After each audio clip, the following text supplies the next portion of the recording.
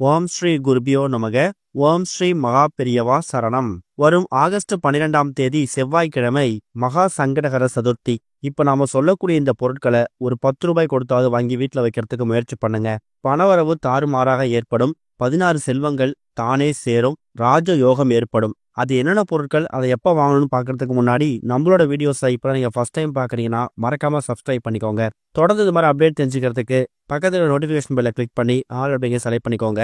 இப்போ மகா சங்கடகர சதுர்த்தி அன்னைக்கு என்ன மாதிரி பொருட்களை வாங்க போகிறோம் அப்படிங்கிற பற்றி தெளிவாக தெரிஞ்சுக்கலாம். வருஷத்தில் ஒரு மாதம் வரக்கூடிய சங்கடகர சதுர்த்தி தினத்துல விநாயகரை விரதம் வந்து வழிபாடு செய்யாதவங்க கூட வருஷத்துல ஒரு நாள் வரக்கூடிய மகா சங்கடகர சதுர்த்தி அன்னைக்கு விரதம் இருந்து விநாயகர் நினைச்சு வழிபட்டோம்னா பலவித நன்மைகள் ஏற்படுமா.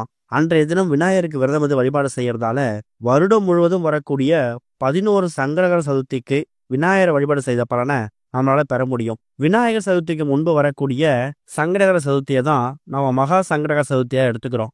ஆவணி மாதத்துல வரக்கூடிய வளபிரை சதுர்த்தி விநாயகர் சதுர்த்தியா மாறிடும். அந்த வகையில இந்த வருஷம் மகா சங்கடகர சதுர்த்தி நமக்கு செவ்வாய்க்கிழமை ஆகஸ்ட் 12ஆம் தேதி அமைஞ்சிருக்கு.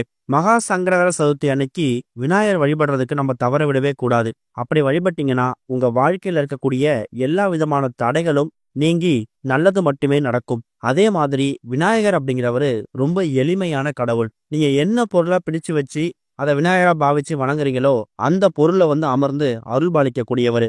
அது மாட்டு சாணமா இருக்கலாம், மஞ்சள், சந்தனம், மண், இப்படி எல்லா பொருட்களையும் நம்ம விநாயகரா பிடிச்சு வச்சு வணங்கலாம். அதுதான் விநாயகருக்கும் மற்ற கடவுளுக்கும் இருக்கக்கூடிய ஒரு வித்தியாசம். நின்ன இடத்துல இருந்தே கணேசான்னு நீங்க கூப்பிட்டீங்கன்னா ஓடி வந்து உதவக்கூடியவர். விநாயகர் பெருமானேன்னு கூப்பிட்டீங்கன்னா உங்க பிரச்சனையெல்லாம் தீர்த்து வைக்கக்கூடியவர்.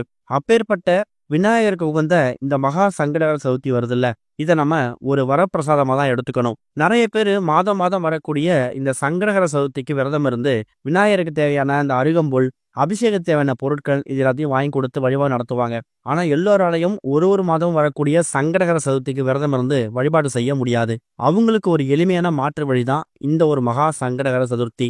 முதல்ல இந்த மகா சங்கடகர சதுர்த்திக்கான அந்த விரதம், அந்த திதி எத்தனை மணிக்கு ஆரம்பிக்குது அப்படின்னு நம்ம தெரிஞ்சுக்கணும். ஆகஸ்ட் 12ஆம் தேதி காலை 10:36 ஆரம்பிக்கக்கூடிய இந்த சதுர்த்தி திதி மறுநாள் ஆகஸ்ட் 13ஆம் தேதி காலை 8:38 வரைக்கும் இருக்கு. அதனால ஆகஸ்ட் 12ஆம் தேதி செவ்வாய்க்கிழமை காலையில 10:30 மணிக்கு மேல தாராளமா நீங்க மகா சங்கடகர சதுர்த்திக்கான வழிபாட்டை எப்போ வேணாலும் செய்யலாம். 9:10 யமகண்டம், அதுக்குள்ள நமக்கு யமகண்டம் முடிஞ்சிடும். 10:30 மணிக்கு மேல சதுர்த்தி ஆரம்பிக்கிறதால ராகு காலத்தை மட்டும் நீங்க கணக்கில் எடுத்துக்கோங்க. செவ்வாய்க்கிழமை 3:04 ராகு காலம். அந்த நேரத்தை தவிர மற்ற நேரத்துல தாராளமா மகா சங்கடகர சதுர்த்திக்கான விரதத்தை நீங்க செய்யலாம். விநாயகர் சதுர்த்தி அளவுக்கு நீங்க விமர்சையா பண்ண முடியல அப்படின்னாலும் கூட விநாயகருக்கு ரொம்ப பிடிச்ச பொருட்கள் நிறைய இருக்கு. குறிப்பா நைவேத்தியங்கள்ல கொழுக்கட்டை, சுண்டல், அவல் பொரி, இந்த மாதிரி விஷயங்களை செஞ்சு வச்சோ இல்ல கடைகளில் வாங்கிட்டு வந்தோ நீங்க விநாயகருக்கு படைக்கிறது ரொம்ப விசேஷம். எப்படி பார்த்தாலும் அடுத்த ஒரு 2 வாரத்துல விநாயகர் சதுர்த்தியை வரவேற்பதற்கு நம்ம காத்துக்கிட்டு இருப்போம். அதுக்காக மகா சங்கடகர சதுர்த்தியை அந்த அளவுக்கு எளிதாக நம்ம கடந்து போயிடக்கூடாது. எளிமையான கடவுளாக இருக்கக்கூடிய விநாயகர் பெருமான இந்த ஒரு மகா சங்கடகர சதுர்த்தி அன்னைக்கு வீட்டுல பூஜை பண்ணி நீங்க எப்பவும் தினமும் விநாயகருக்கு என்ன மாதிரி பூஜை பண்ணுவீங்களோ ஸ்பெஷலா நீங்க எந்த விதமான பூஜையும் பண்ண வேணாம். கூடுதலா விநாயகருக்கு பிடிச்ச நைவேத்தியங்களை மட்டும் வச்சு படைச்சாலே போதும். அதுவே பெரிய விஷயம்தான். இது போக சங்கடகர சதுர்த்தியே பெரிய விசேஷம்.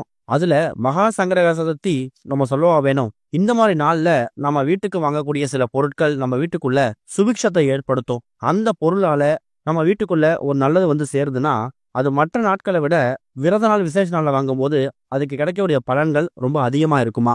அப்படிப்பட்ட சில பொருட்களை தான் மகா சங்கடகர சதுர்த்தி அன்னைக்கு நீங்க வாங்க போறீங்க. அதுல முதல் முக்கியமான பொருள் என்ன அப்படின்னு கேட்டீங்கன்னா யானை பொம்மை.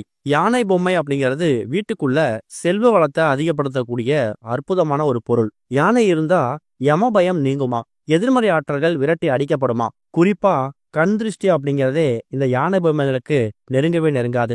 யானை பொம்மைகளை இங்க வாங்கி வைக்க முடிஞ்சா வாங்கி வைக்கலாம். இல்லனா யானை போட்டோவா செஞ்சு விற்கும். அந்த போட்டோவை கூட மகா சங்கடகர சதுர்த்தி அன்னைக்கு வாங்கி நீங்க வீட்டுல வைக்கிறது உங்க வீட்டுக்குள்ள சுபிக்ஷத்தை அதிகமாக்கும். அடுத்து நாம சொல்லக்கூடிய இந்த 2 பொருள் உங்க வீட்டுல நீங்க தினமும் பயன்படுத்தக்கூடிய சமையலுக்கும் ஆரோக்கியத்துக்கும் பயன்படுத்தக்கூடிய பொருட்கள் தான். ராகு கேதுவால ஜாதக கட்டத்துல தோஷங்கள், பிரச்சனைகள் இருந்தா நிச்சயம் நம்ம வாழ்க்கை கசப்பாதான் இருக்கும். அது மட்டும் இல்லாம கடனை கொடுக்கக்கூடியவர் கேது பகவான் தான். இவங்கள்ட்ட இருந்து தப்பிக்கணும்னா பிள்ளையார்பட்டி விநாயகரை நம்ம மனசார நினைச்சுக்கணுமா.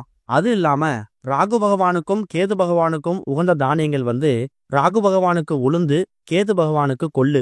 இந்த 2 பொருட்களையும் மகா சங்கடகர சதுர்த்தி அன்னைக்கு நம்ம வீட்டுல வைக்கிறதால கடன் பிரச்சனை, ராகுகேது தோஷத்தால ஏற்படக்கூடிய கிரகதோஷ பாதிப்புகள் இது எல்லாமே படிப்படியா குறையுமா. அதே மாதிரி கற்பக விருட்சம்னு அழைக்கப்படக்கூடிய பிள்ளையார்பட்டி விநாயகர் போட்டோ நீங்க பார்த்திருப்பீங்க. நிறைய பேர் வீடுகள்ல இந்த போட்டோ இருக்கும், சில வீடுகள்ல இருக்காது. இது வரைக்கும் உங்க வீட்டுல பிள்ளையார்பட்டி விநாயகரோட போட்டோ இல்லைன்னா சின்னதா ஒரே ஒரு திருவுருவ படத்தை வாங்கிட்டு வந்து பூஜையில வச்சு பூஜை பண்ணுங்க. ரொம்ப பெரிய அளவு வாங்க கூட கட்டாயம் கிடையாது, உங்களோட உள்ளங்கை அளவுக்கு இருந்தா கூட போதும். அடுத்து ஒரு முக்கியமான பொருள் பஞ்சகவ்ய விளக்கு. இது நாட்டு மருந்து கடைகள்ல ரொம்ப எளிமையா கிடைக்கும். பசுமாட்டுல இருந்து கிடைக்கக்கூடிய 5 பொருட்களை பயன்படுத்தி இந்த பஞ்சகவ்ய விளக்கை தயார் செய்வாங்க.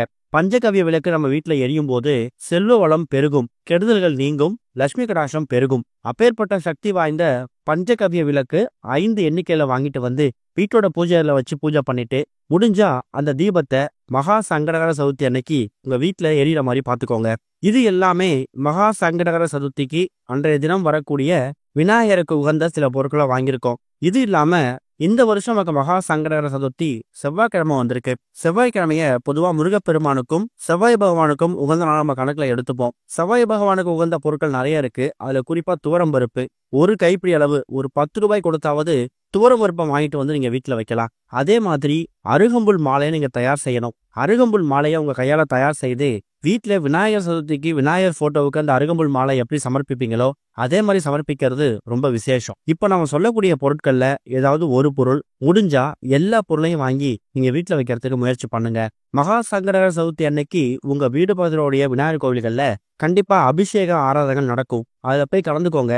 எத்தனை மணிக்கு அபிஷேகம் நடக்குது அப்படிங்கிறத கேள்விப்பட்டுட்டு அதுக்கு தகுந்த மாதிரி அந்த அபிஷேகத்துக்கும் அலங்காரத்துக்கும் தேவையான பொருட்களை உங்க கையால வாங்கி கொடுங்க. இது வரைக்கும் நடக்காத காரியங்கள் வாழ்க்கையில் நிறைய இருக்கு, அந்த விஷயங்கள்லாம் நடந்தா என் வாழ்க்கையில அது திருப்புமுனையை ஏற்படுத்துங்கிற மாதிரி உங்களுக்கே ஒரு நம்பிக்கை இருக்கும்ல. அந்த மாதிரி விஷயங்கள் நடக்கிறதுக்காக மகா சங்கடகர சதுர்த்தி அன்னைக்கு நீங்க கோவிலுக்கு போயிட்டு விநாயகரை வழிபட்டுட்டு ஒரே ஒரு சிதறு தேங்காய் உடைக்கணும். விநாயகர் வழிபாட்டுல இந்த சிதறு தேங்காய் உடைக்கிறது ரொம்ப பிரசித்தி பெற்ற ஒரு வழிபாடு. அருகம்புல் மாலை, எருக்க மாலை, விநாயகரோட அலங்காரத்துக்கு தேவையான பூ, மலர், மாலை இது எல்லாத்தையுமே நீங்க வாங்கி கொடுக்கறது மூலயமாவும் குடும்பத்துக்குள்ள சந்தோஷம் அதிகமாகும், கருத்து வேறுபாடுகள் நீங்கி குடும்பத்துல நல்லது மட்டுமே நடக்கும். சுப காரிய தடைகள் எதுவா இருந்தாலும் அது எல்லாமே நீங்கிடும். ரொம்ப எளிமையா விநாயகரை நினைச்சு நீங்க பண்ணக்கூடிய இந்த ஒரு மகா சங்கடகர சதுர்த்தி வழிபாடு வாழ்க்கையில பல வளங்களை கொடுக்க போகுது அப்படின்னு நம்பிக்கையோட பண்ணுங்க. கூடவே இப்ப நான் சொல்லக்கூடிய இந்த பொருட்களை வாங்கி வீட்டுல வச்சுட்டு தாராளமா அதை நீங்க பயன்படுத்திக்கலாம். இது வரைக்கும் சங்கடகர சதுர்த்திக்கு பெருசா முக்கியத்துவம் கொடுத்து வழிபட்டதில்லை அப்படிங்கிறவங்களுக்கு ஒரு அற்புதமான வரப்பிரசாதம் இந்த மகா சங்கடகர சதுர்த்தி. 11 சங்கடகர சதுர்த்தியை வழிபட்ட பலனை பெற முடியும் அப்படிங்கிறத நீங்க மறந்துடாதீங்க.